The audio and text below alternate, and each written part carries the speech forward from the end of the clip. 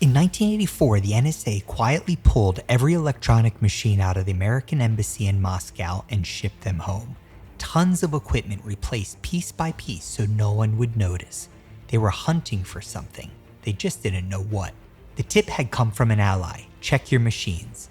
So in an operation codenamed Gunman, the NSA x-rayed everything. Radios, printers, computers, and found nothing until someone looked closely at an x-ray of a typewriter. Inside the typewriter, a metal support bar running the width of the machine had been swapped for a perfect copy, hollow and packed with electronics. It was a masterpiece of miniaturization, hidden inside a part no one would ever think to check. Here's how it worked. Every time a key was pressed, the typewriter's ball rotated to a unique position, and magnets in the machine's arms gave that position away. The implant sensed each movement, worked out the letter, and radioed short bursts to a listening post nearby, every keystroke as it was typed. 16 machines were bugged.